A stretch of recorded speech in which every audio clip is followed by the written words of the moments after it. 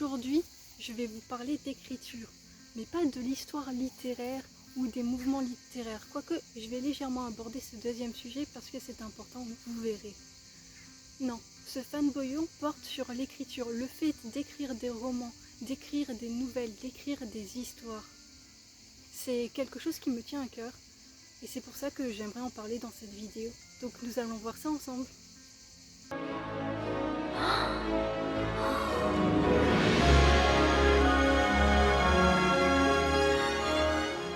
C'est extraordinaire. Je n'ai jamais vu autant de livres de ma vie. Pour commencer cette vidéo, je ne vais pas vous faire un cours d'histoire long et inintéressant sur le fait d'écrire. Il est évident que l'humanité écrit depuis des siècles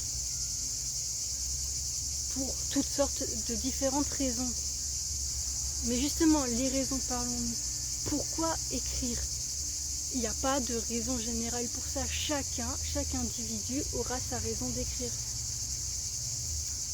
En général, beaucoup de gens répondent que c'est pour un exutoire, que c'est un moyen de mettre sur forme leur imagination, les histoires qu'ils ont inventées, que c'est un moyen pour eux de s'exprimer. Ça dépend, il y a plein de raisons. Mais en général, on a tous à peu près une raison d'écrire. Je vais parler évidemment uniquement de l'écriture littéraire, de l'écriture romancière. Écrire un roman, écrire un livre. Je ne vais pas rentrer dans le fait d'écrire comment fonctionne une machine à laver, qui est une forme d'écriture aussi au final. Comment écrire des lettres à ses proches. Je vais parler essentiellement de nouvelles et de romans. Dans les nouvelles et romans rentrent en compte évidemment les fanfictions, qui est un gros bout. Ma série de vidéos s'appelle Fanboyon, donc forcément je connais bien les fanfictions. J'en ai écrit aussi, oui. Mais justement, l'écriture est une forme d'art, comme le dessin, l'animation, le cinéma, la danse, c'est une forme d'art pour s'exprimer. Et parfois, ce qu'on a envie d'exprimer, c'est inventer des petites histoires rigolotes, idiotes, pleines de drama, pleines d'intensité, sur des personnages qu'on adore ou sur des univers qu'on adore. Que ce soit des fanfictions One Piece, personnellement, c'est ce que j'ai fait, ou que ce soit des fanfictions sur plein d'autres fandoms, par exemple des fanfictions sur les Tortues Ninja, oui, j'en ai lu quelques-unes, ou des fanfictions sur les jeux vidéo, sur Undertale par exemple. Au final, l'écriture est un moyen d'expression et un moyen d'inventer des histoires, d'inventer ces histoires et de pouvoir les montrer aux autres, comme le dessin ou l'animation le serait. Du coup, maintenant qu'on a abordé pourquoi écrire, abordons mais quoi écrire. Comme je l'ai dit, à votre seule limite, c'est l'imagination ou vos envies, votre motivation. Vous avez envie d'écrire des fanfictions juste pour écrire des fanfictions? Allez-y, vous trouvez que la forme de fanfiction, parce que fanfiction au final n'est qu'une forme, convient au fait d'exprimer vos pensées, d'exprimer vos tourments et vous permet de vous libérer, de vous calmer. Ça peut être un moyen de gérer sa colère, de gérer sa tristesse, de gérer le deuil aussi par exemple, en faisant traverser à nos personnages préférés le deuil eux-mêmes, pour pouvoir parler du deuil et de comment on le vit, de comment on a l'impression qu'on le vit. La fanfiction peut être un moyen, ou tout simplement le roman, on peut créer un personnage qui va traverser un deuil pour pouvoir parler du deuil, de façon plus générale que uniquement nous-mêmes. Ou alors on peut s'écrire un personnage qui nous représente pour parler, pour aborder des sujets difficiles, des sujets qu'on a vécu, le harcèlement scolaire par exemple. Il existe toutes sortes de raisons d'écrire, il existe toutes sortes de sujets. Et c'est ça qui est formidable, c'est vraiment la seule limite, c'est l'imagination et ce que vous avez envie de faire, ce dont vous avez envie de parler. S'il y a quelqu'un qui a envie de parler d'une licorne qui fait du skateboard sur un arc-en-ciel, une nuit d'été, mais pas d'orage, attention, parce que sa couleur préférée c'est le vert, c'est un peu décousu et ça va faire un peu pas de sens, mais il a le droit. Et c'est ça qui est formidable. Tous les sujets que l'humanité traverse peuvent être racontés en histoire. Pas forcément bien, on peut parler d'appropriation culturelle, on peut parler d'appropriation de trauma, on peut aborder plein de sujets difficiles comme ça, mais je ne le ferai pas parce que je ne m'estime pas apte à en parler. On peut parler du handicap aussi, pour ça je vous invite... je peux vous montrer des pages de personnes qui recommandent des livres qui parlent de handicap, ça peut être intéressant aussi si vous voulez aborder le sujet, parce que oui, tous les sujets s'abordent, mais pas forcément de la bonne façon. Il y a des façons d'aborder les sujets, mais ça reste de la morale, et c'est à vous de voir si vous voulez suivre la morale ou non quand vous écrivez vos histoires. Parce que n'oublions jamais que tout est politique. J'y reviendrai, absolument tout est politique. Si vous décidez d'aborder le sujet du handicap et que vous n'êtes pas concerné, vous ne pouvez pas parler de ce qui vous concerne, de ce que vous avez vécu. Vous allez devoir donc vous renseigner sur le sujet pour ne pas dire n'importe quoi et faire de la merde. Ou alors vous pouvez dire n'importe quoi et faire de la merde. Il y a des tas de gens qui le font, y compris des auteurs publiés. Est-ce qu'ils méritent qu'on leur tombe dessus ou non? Est-ce qu'on devrait être plus libre des sujets qu'on aborde et de la façon dont on les aborde? Ça reste des sujets compliqués et moi je ne pense pas. Je pense qu'il y a des façons d'aborder les choses parce que je pense qu'on peut parler de normalisation. Quand on met un couple gay dans notre histoire et qu'on le montre de façon positive, c'est une façon de normaliser l'homosexualité dans la société. Et c'est positif. Mais si on peut normaliser des choses positives, pensez-le bien, on peut normaliser des choses négatives. Par exemple, les relations pédophiles. Vous n'allez pas me dire qu'il n'y a pas des trucs chelous là-dessus, écrits en romans publiés et mis dans les romans ados, lus par des ados.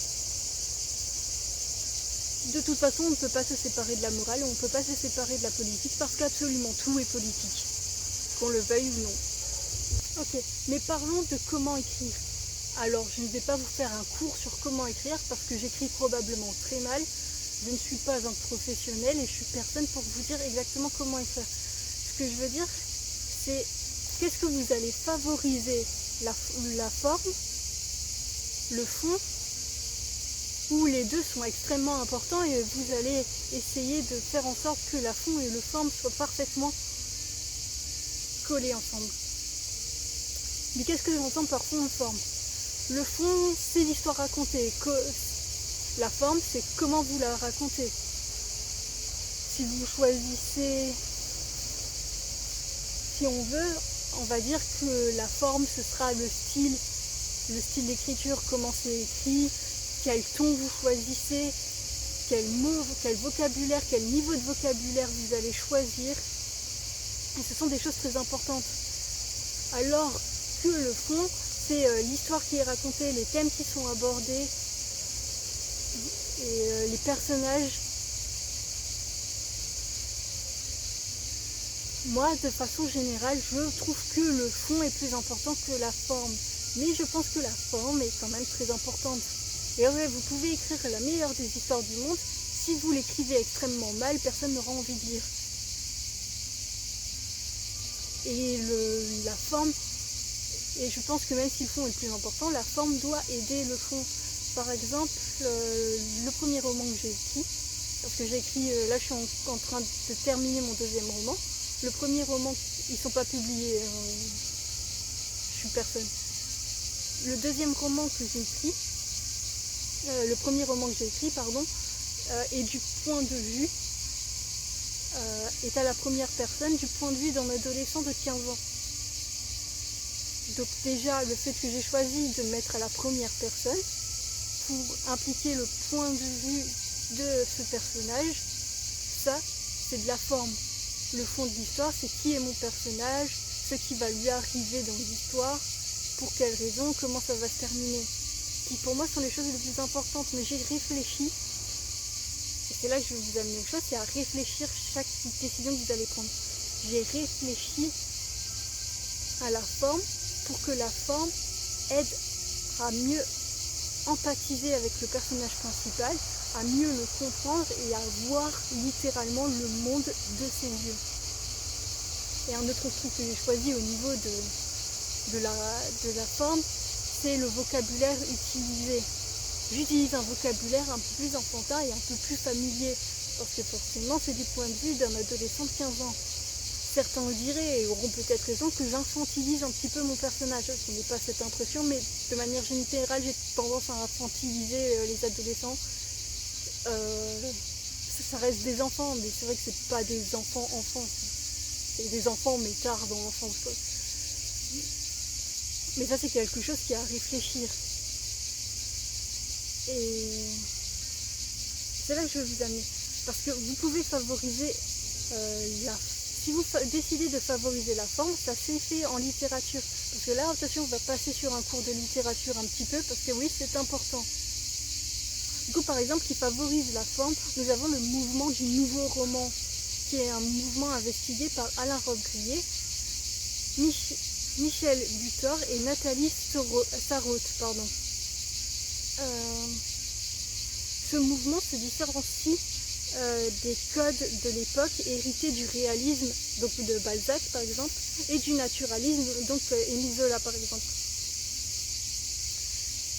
Et le contraire de ce nouveau roman, c'est l'existentialisme, qui lui favorise le fond par rapport à la forme.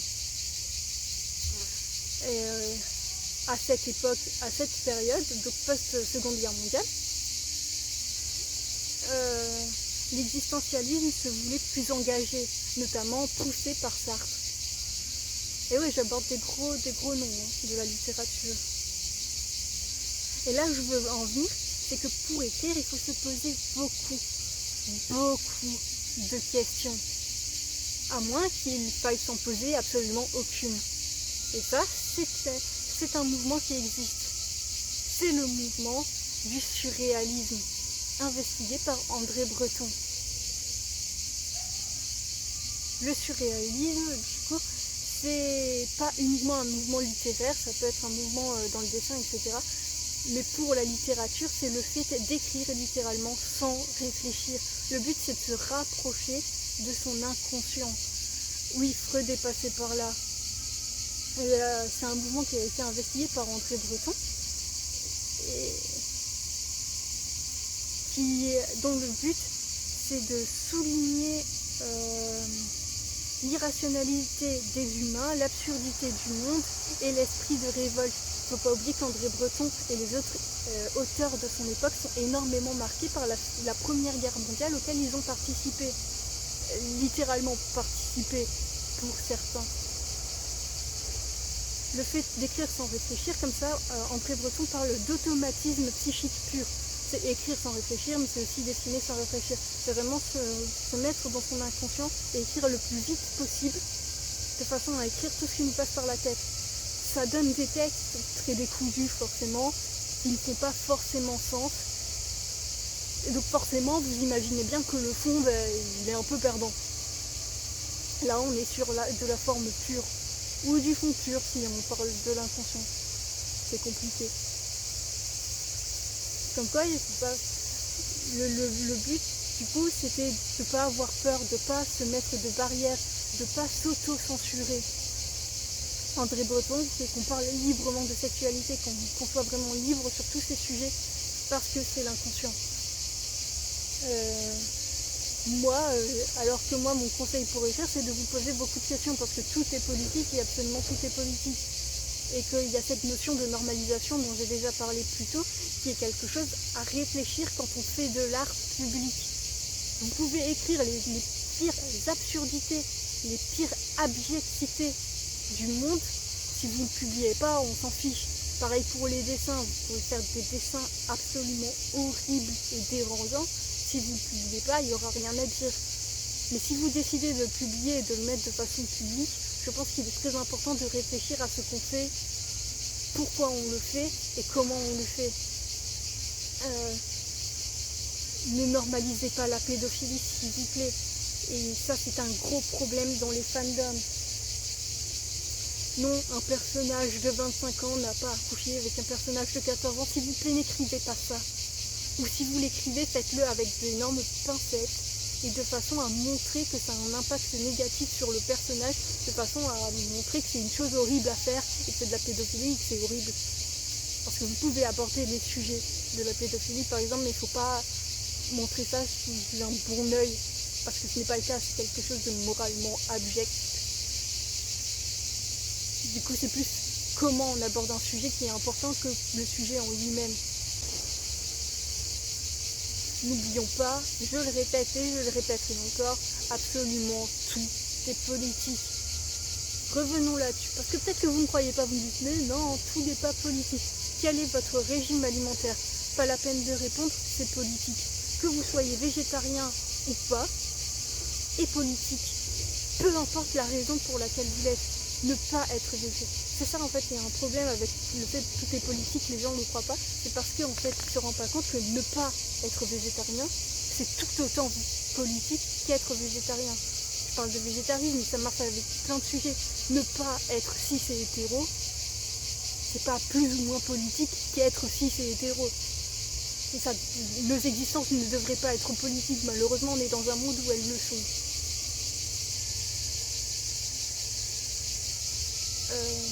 Et du coup, quand on fait de l'art, forcément, c'est forcément politique. L'art délivre forcément un message. Je parle aussi des dessins. Ça délivre forcément un message. Alors vous pensez bien que mettre des mots sur une feuille, forcément c'est un message. Cette vidéo est un message, cette vidéo est politique. Et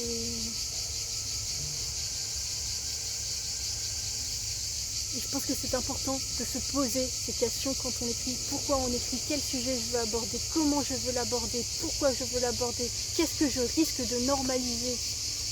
On n'a pas conscience de tout. On n'a pas conscience de tout ce qu'on fait de bien ou de tout ce qu'on fait de mal. Mais quand on écrit, c'est bien de réfléchir de façon à prendre conscience de ce qu'on écrit, de comment on l'écrit, de pourquoi on l'écrit. Si vous écrivez par exemple, là revenons à un sujet ultra polémique, le masque pour se protéger du Covid-19. Vous écrivez une histoire qui se passe en 2020 ou en 2021 ou même de nos jours en 2024. Pourquoi vos personnages n'ont pas de masque? Si vous leur foutez un masque sur la gueule, c'est pas plus politique que si vous ne leur en foutez pas.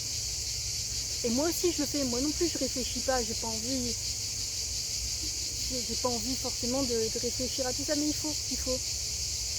Si vous choisissez de mettre un personnage handicapé dans votre histoire, pourquoi vous le faites? Si vous choisissez de ne pas en mettre, pourquoi vous le faites?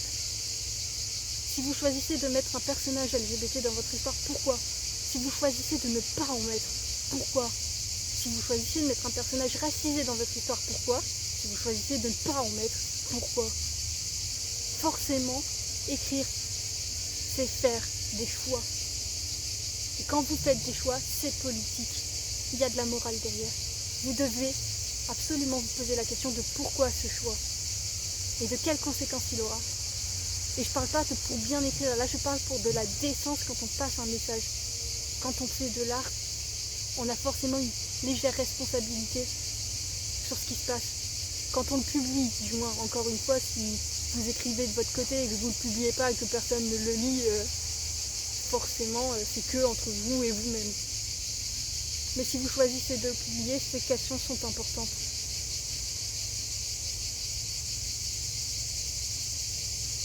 J'ai l'impression de vous agresser un peu, mais non, hein, calmez-vous, ça va bien se passer. Et ne vous plaquez pas dans l'écriture parce que vous faisiez ça. Mais l'important c'est de se renseigner. Si vous n'êtes pas LGBT vous-même, renseignez-vous sur le mouvement LGBT et si vous choisissez d'inclure des personnages LGBT dans votre histoire. Si vous n'êtes pas racisé, vous renseignez-vous sur les mouvements antiracistes, sur ce que peuvent vivre les personnes noires, les personnes maghrébines ou de toute autre ethnie, nationalité, religion qui subissent le racisme pour écrire votre personnage.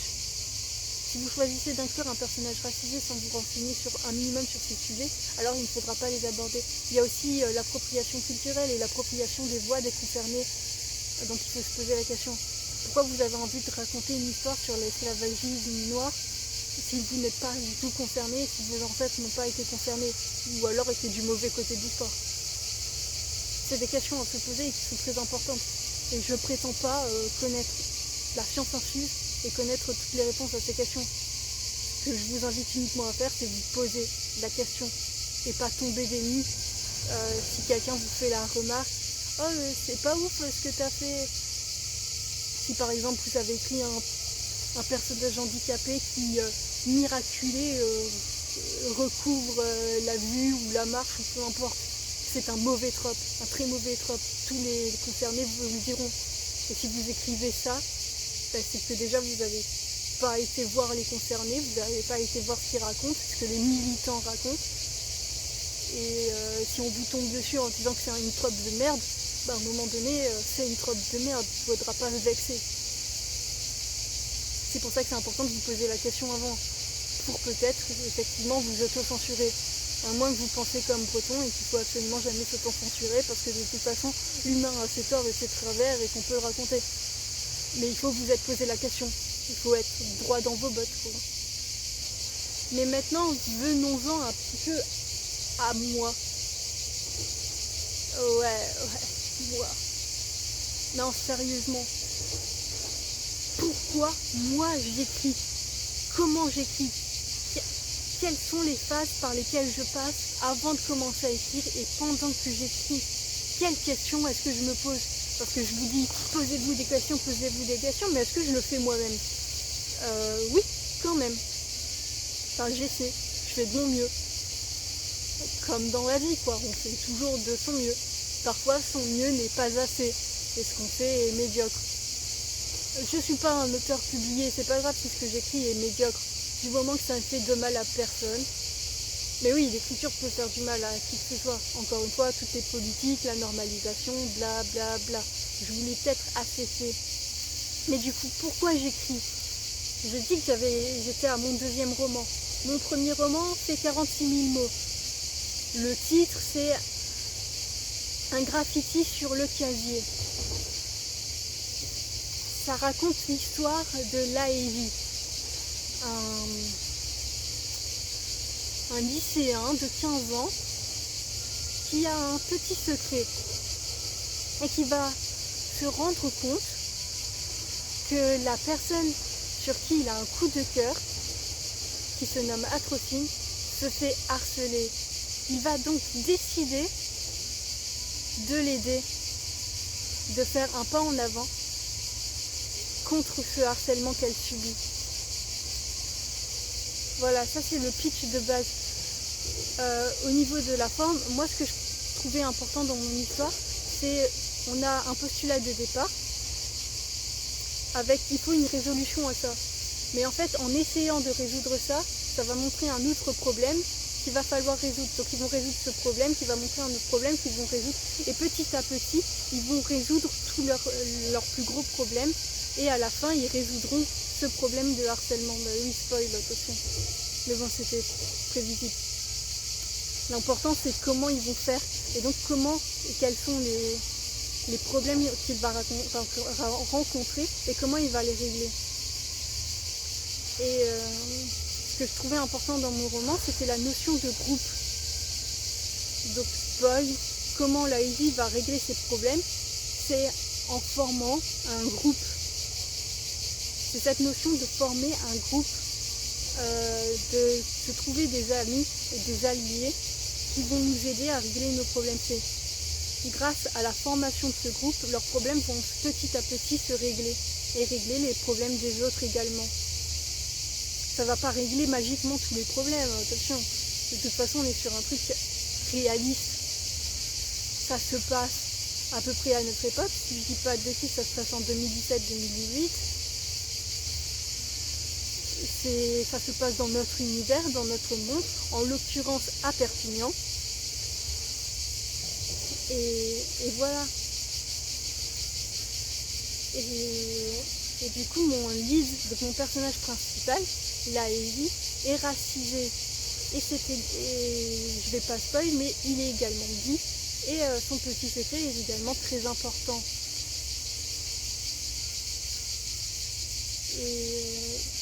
Et attention, hein, j'écris, c'est une histoire d'amour hétéro, hein. Son coup de cœur est une fille. Et ouais, j'écris aussi des histoires d'amour hétéro, hein. Et voilà. Mais du coup, évidemment, je me suis posé la question comment aborder quelle forme. J'ai déjà parlé de la forme, c'était de ce roman que j'écrivais, dont je parlais en disant que, vu que le personnage principal a 15 ans, j'ai choisi comme forme de le faire à la première personne. Donc tout le roman est en jeu, tout le roman est au présent aussi. Je préfère écrire de manière générale au présent qu'au passé. Je trouve ça plus dynamique. Et également la chose importante, c'est le vocabulaire. J'ai adapté le vocabulaire au personnage. J'ai tendance à l'infantiliser parce que j'ai tendance à infantiliser les enfants, mais les enfants aussi, les adolescents sont des enfants, mais je les infantilise un peu trop par rapport au stade d'âge dont ils font partie. J'ai mis également un peu de moi-même dans le personnage dont il a le coup de cœur, Atrocine. J'ai mis également un peu de moi-même dans le personnage de Laïvi. Et j'ai mis un peu de ce que j'aimerais être dans le personnage de la grande sœur de Laïvi, qui est juste génial. J'ai mis ce que j'aurais aimé que ma mère soit dans le personnage de la mère de Laïvi. J'ai mis beaucoup de moi et de mon expérience, notamment de l'expérience du harcèlement que j'ai subi quand j'étais au lycée, même si j'en ai également subi au collège, enfin l'équivalent collège en Belgique. J'ai mis beaucoup de moi et de ma propre expérience dans ce roman, alors que je n'ai mis aucune de mes propres expériences pour le second roman. Le second roman qui n'est toujours pas terminé, il me reste quoi, 5000 mots à écrire et j'ai terminé, qui fait actuellement entre 90 000 et 100 000 mots. C'est un très long roman, le double de mon premier, quoi.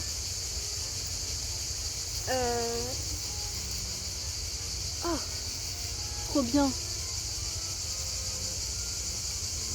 Une nymphe de cigale.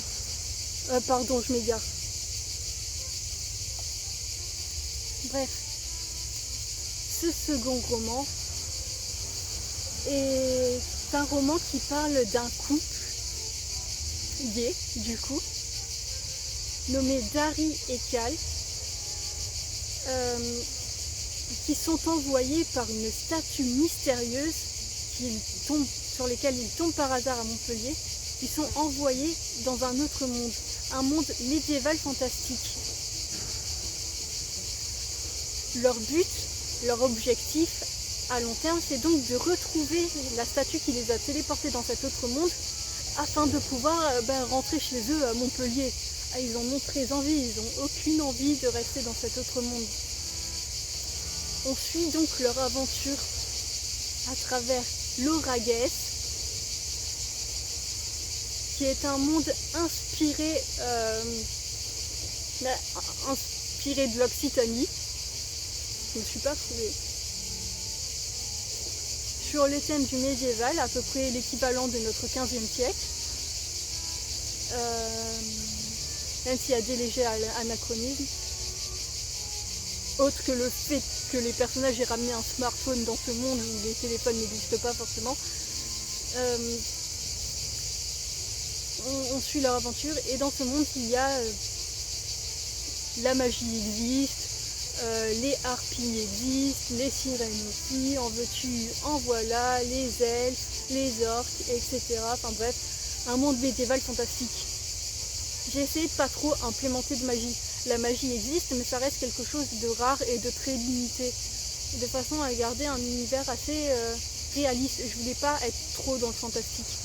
C'est clairement, ce roman, c'est un isekai, mais le terme isekai n'existe pas en littérature française. Du coup, en littérature française, c'est juste de la fantaisie, du fantastique. Mais je voulais pas que le fantastique soit central à l'histoire. Ce qui est central pour moi à l'histoire, c'est la relation entre les personnages et leur aventure. Le thème d'aventure, justement, est plus central à mon histoire. Je voulais écrire une histoire d'aventure. Du coup, est-ce qu'il y a mes expériences personnelles pour cette histoire? Ben non, je n'ai jamais été envoyée dans un univers fantastique. Ah oui, étonnant. Et je n'ai vécu aucune des choses qu'ils vont vivre. Je me suis jamais battue. Je me suis jamais battue avec des armes blanches. je n'ai jamais affronté d'orques ou que sais-je. Donc non, mon expérience n'est pas trop dans cette histoire. Ce roman est vraiment très long et j'aborde plein de sujets et j'en suis extrêmement fière. Pour le coup, il est disponible sur Wattpad. J'ai metté un lien, évidemment, allez lire, même si personne ne regarde mes vidéos. Personne ne lit mes histoires non plus, mais bon, c'est comme ça, c'est la vie. Pourquoi j'ai écrit ce roman? En fait, Dari et Cal étaient des personnages que j'avais inventés pour une petite nouvelle qui faisait à peine 8000 mots, 10 000 mots dans ces zones-là, que j'avais écrit 6 mois plus tôt. Et je dormais et j'ai rêvé et je me suis dit, c'est vraiment mes OC, donc mes original caractères, les moins adaptés à la survie. Ce serait marrant de les voir dans un monde médiéval fantastique hostile, lol. Et c'est ce que j'ai écrit, tout simplement. C'est ce petit couple dans un monde médiéval fantastique. Et du coup, au niveau de la représentation, les deux personnages sont racisés, décidément. Ils sont tous les deux gays, forcément, mais l'un des deux est asexuel. Je suis concernée par la sexualité, forcément. Les deux personnages principaux sont des hommes trans. En tant que personne non binaire, on va dire, ça va en partie concernée.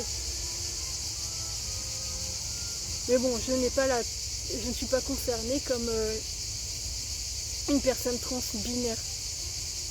Ce n'est pas forcément la non-binarité, c'est pas le même vécu que ce que vivra une personne trans-binaire et un homme trans-binaire qui aura son propre vécu. J'ai essayé de l'écrire de façon le plus claire possible, et puis ce n'est pas le thème principal parce que je n'ai pas envie d'arracher les histoires et les mots de la part des concernés. Le thème principal, c'est vraiment l'aventure et l'isekai et comment ils vont rentrer chez eux. Ce sont tous les deux des étudiants montpelliérains très très citadins qui n'ont rien à faire dans cet univers médiéval hostile. C'est ça qui est drôle et ça donnera des moments cocasses et des moments terrifiants aussi. Et c'est vraiment ce que je voulais écrire, c'était vraiment ce côté aventure, ce côté décalé, ce côté... Ces personnages n'ont absolument rien à faire là, les pauvres. Et je pense que c'est plutôt une bonne réussite. Et je voulais vraiment emphaser sur leur relation. C'est un couple, un jeune couple marié. Et qui vont vivre des hauts et des bas dans leur relation par rapport à cette aventure. Mais forcément, ce qui va remporter, c'est l'amour. L'amour, le respect qu'ils ont l'un pour l'autre est très important parce que c'est ça qui va les faire survivre. Le fait qu'ils restent à deux, qu'ils restent ensemble, qu'ils se battent ensemble est très important pour leur survie. Et c'était ça aussi que je voulais aborder. Mais j'ai abordé aussi un autre sujet. Cal, l'un des deux membres du couple, celui qui est asexuel, est également handicapé. Il a un handicap physique, une coxarthrose, donc de l'arthrose de la hanche, qui le fait avoir une légère boiterie, qui lui fait avoir des douleurs horribles à la hanche et qui lui fait utiliser et nécessiter une canne. A vraiment pas de chance d'être envoyé dans un univers médiéval fantastique où la médecine moderne n'existe pas. Il va avoir droit à une canne tout le long de l'histoire et il va se battre à l'épée malgré l'utilisation de la canne. Et ça, c'est l'un des sujets que je voulais aborder, le handicap physique dans ce monde médiéval fantastique. Son handicap physique est limitant. Ah oui, son handicap est handicapant, forcément. Mais le fait d'être militant ne le rend pas incapable non plus. Il sait se battre, il peut se battre et il va se battre parce que de toute façon, il doit se battre. Le végétarisme est également abordé. Mes deux personnages sont végétariens. Et de manière générale, tous les personnages que j'écris sont végétariens parce que je suis végétarien. Et je voulais aborder le végétarisme pour le fait que même en étant dans un univers médiéval fantastique comme ça, même en devant se battre, en devant voyager et en vivant une aventure, on peut le faire tout en restant végétarien. C'est tout. Ce n'est pas parce qu'on est dans un autre monde qu'il faut renoncer à ses valeurs. C'était le thème que je voulais aborder, du coup en les faisant être végétariens et en les faisant conserver leur végétarisme tout au long de l'histoire, c'est ce que j'ai apporté comme thème. Parce que oui, quand vous parlez d'un sujet, comment vous en parlez est aussi important. Si j'avais dit par exemple que leur végétarisme n'était pas possible et qu'ils devaient du coup manger de la viande pour avoir plus de force ou je sais pas quelle autre connerie, ça aurait reflété ma pensée et ce que je pensais du végétarisme et ce que je pensais du végétarisme dans ces conditions. En les faisant conserver leur végétarisme, ne pas se chasser et rester comme ils sont, ce que je signifie, c'est que le végétarisme est quand même possible, que c'est normal et possible de rester fidèle à sa morale, même dans des conditions plus difficiles et hostiles. Voilà.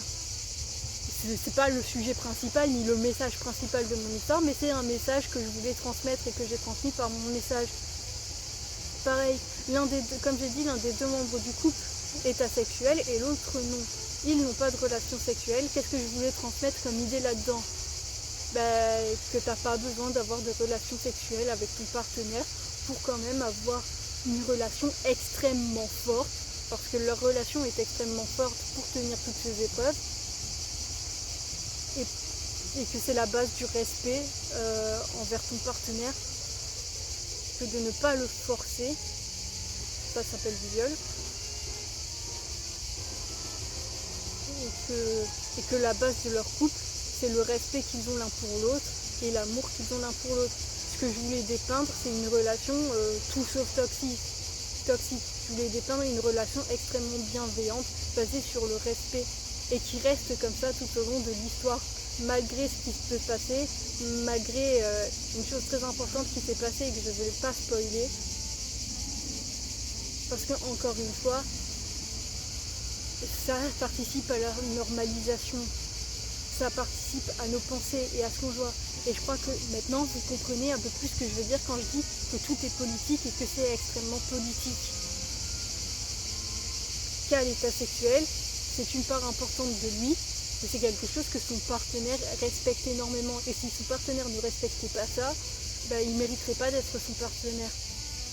Et Dari est mon personnage préféré, donc je vais donner tous les traits qui me feraient aimer Cal plus que Dari, et pourtant j'aime Dari plus que Cal. C'est comme ça, c'est la vie. On a toujours nos petits chouchous quand on écrit des personnages.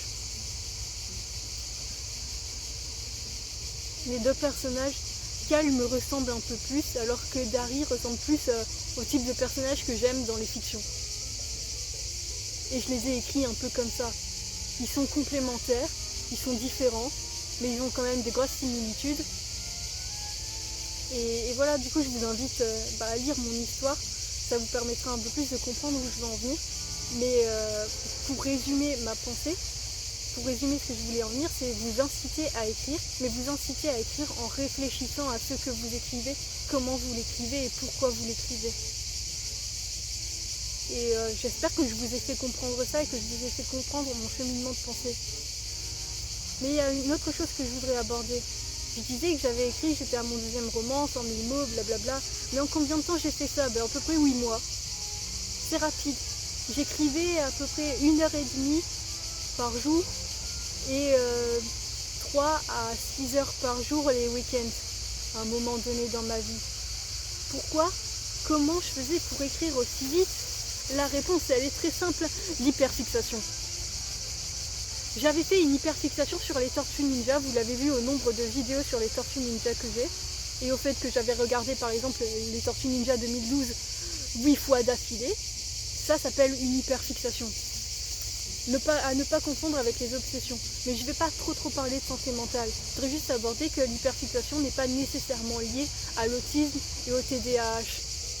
Même si ça peut être lié à l'autisme et au TDAH. Pour moi, l'hyperfixation, j'ai une hyperfixation parce que je suis dépressif et anxieux. Et l'hyperfixation est un symptôme de la dépression. C'est également un symptôme de l'anxiété. Moi, je suis les deux, forcément. J'ai des hyperfixations. à ne pas confondre non plus avec les obsessions, comme j'ai dit. Les obsessions, c'est négatif. C'est par exemple être obsédé par la mort. C'est un sujet qui nous met mal à l'aise et auquel on ne peut pas s'empêcher de penser, mais qui nous fait du mal. Alors que l'hyperfixation, c'est un sujet auquel on ne peut pas s'empêcher de penser, mais qui nous fait du bien. Écrire m'a fait du bien. Certes, je faisais que ça. Je rentrais du travail ou des cours et j'écrivais. Dès que je rentrais chez moi, j'écrivais et je faisais rien d'autre. Je regardais de temps en temps une vidéo, notamment pendant que je mangeais. Mais sinon j'écrivais, je ne pensais qu'à ça, à écrire. Je me suis calmée, c'est pour ça que j'ai toujours pas fini mon roman, parce que ça fait 1 mois que j'écris plus, parce que je me suis calmée depuis que je suis en vacances. En fait, ça fait 1 mois et demi. Forcément je suis en vacances, du coup l'hyperfixation n'a plus lieu d'être, parce que niveau santé mentale je vais mieux, du coup l'hyperfixation n'est plus trop là. Mais ce que je voulais dire, c'est pas forcément très très sain non plus les hyperfixations, mais c'est pas malsain comme une obsession. Et c'est à ne pas le confondre non plus avec un intérêt spécifique qui est quelque chose d'extrêmement durable dans le temps. Et qui pour le coup, les anxieux et ou dépressifs ne peuvent pas normalement développer d'intérêt spécifique. Pour le coup, les intérêts spécifiques, c'est vraiment très lié à l'autisme.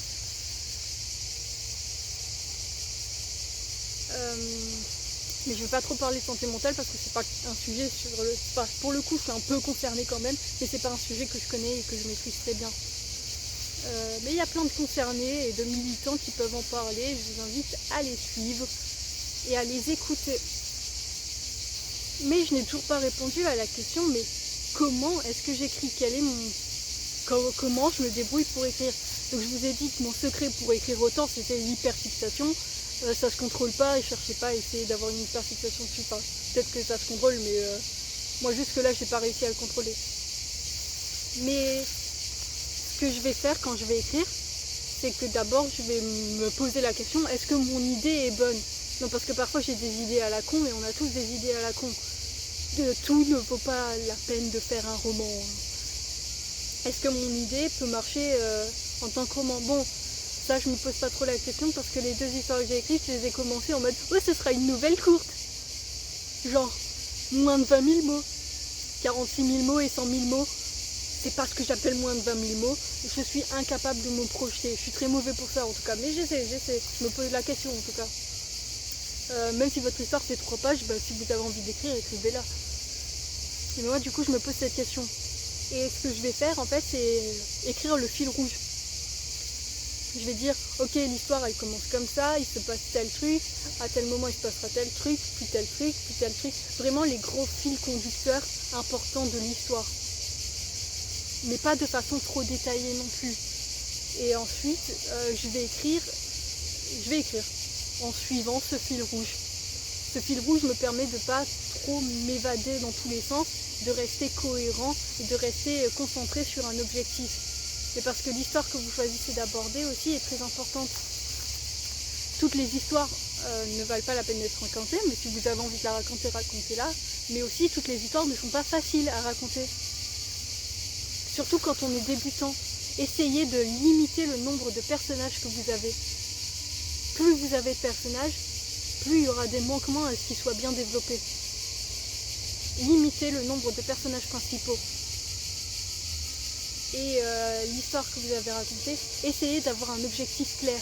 Par exemple, pour mon premier roman, c'était faire face au harcèlement subi par Atrocine. Simple. Le deuxième roman, encore plus simple. Ils ont été téléportés dans ce monde par une statue. Objectif, trouver la statue pour rentrer chez eux. Avoir un objectif clair pour les personnages, mais pour vous en tant qu'auteur, en tant qu'écrivain, c'est extrêmement important pour ne pas vous évader dans tous les sens et rester concentré sur ce que vous voulez et atteindre votre objectif. Si vous n'atteignez pas votre objectif, il n'y aura pas de fin à votre histoire et votre histoire ne finira jamais. Vous ne pouvez pas écrire un livre infini. Peut-être avec le format internet, vous pouvez écrire une histoire qui se déroulera à l'infini en mode plus belle la vie. Mais je vous déconseille que ce sera très chronophage. Mais si sinon vous avez envie d'écrire, après tout faites-le. Mais ce n'est pas pour les débutants. Concentrez-vous sur une histoire. Essayez d'écrire des histoires courtes pour commencer. Moi je dis ouais, c'est mes deuxièmes romans, mais j'ai écrit des fanfictions, j'ai écrit des nouvelles avant d'écrire ces romans. Enfin bref, merci beaucoup d'avoir regardé cette vidéo. J'espère qu'elle vous a plu et qu'elle vous aura fait comprendre ce que j'ai essayé de partager. C'est posez-vous des questions avant d'écrire, posez-vous des questions pendant que vous écrivez et n'oubliez jamais que absolument tout est politique.